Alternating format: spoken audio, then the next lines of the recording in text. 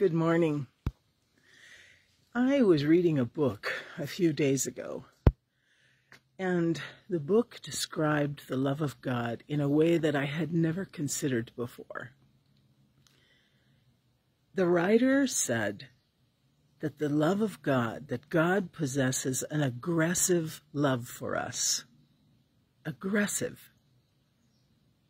That is not a word that I would have chosen for the way that I know God and the way that God loves. Aggressive seems harsh and strong and maybe even in some ways fearful. And yet the more I've chewed on this, the more I've pondered it, I'm thinking that maybe what the author means is that the love of God is pointed. It's directed. It zeroes in. God is on a mission to love you.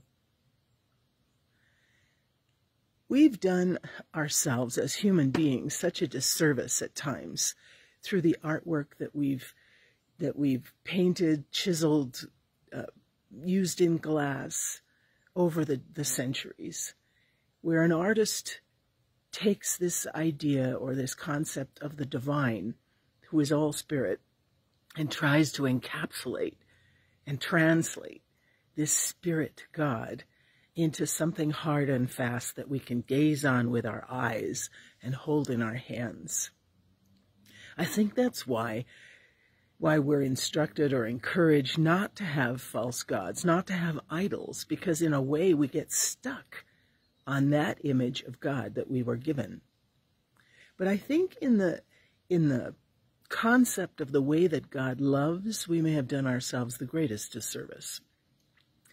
If you've ever seen pictures of the Sistine Chapel, the ceiling, Michelangelo labored for years. I mean, fantastic artist. Again, working with what he knew and what he was taught. There's a picture of Adam sort of lying there, lolling around, right? He's got his arm lazily extended and his finger isn't even fully stretched. I mean, it's like he's just waiting to be ignited and put to life by this amazing love of God. And yet, on the other hand, you see God straining to reach Adam, just straining forward. The angels are all kind of behind him, and he's just moving forward, this divine God. Now, it depicts a man. It depicts a man with a beard, right? An old white man, which isn't what we're getting stuck on.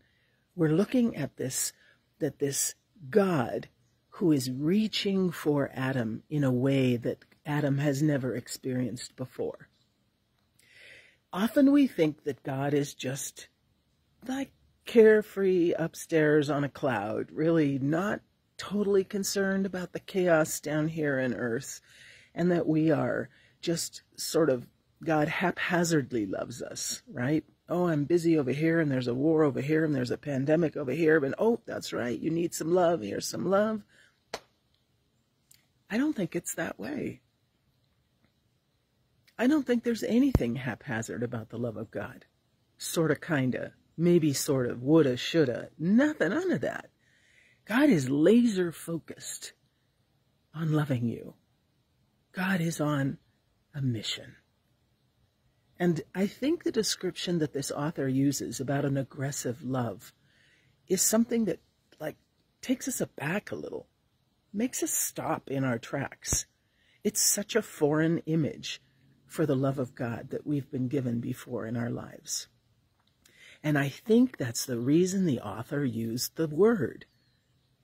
How often have you really sat and thought with God, looking at the way God loves you, looking at God's pattern in your life, looking at the ways that you've been saved from frustration and actually found a harbor for where things could have been worse but weren't? I think there's such value in doing that. I know I've been doing it for 2 days since I've read this characteristic of the love of God. How is God laser focused in your life?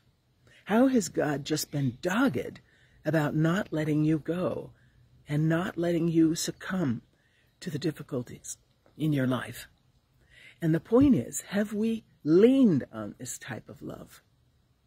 Do we trust this type of love? If God's love for us is laser focused, if God is on a mission to love us, if we don't trust God and we don't trust God's love, we're never going to receive it. We're going to feel like God just doesn't care, like God is haphazard and lazily loving us from a comfortable distance. Take time. Take time right now. Stop scrolling. Close your eyes. Take time and imagine yourself the point of God's laser-like love for you.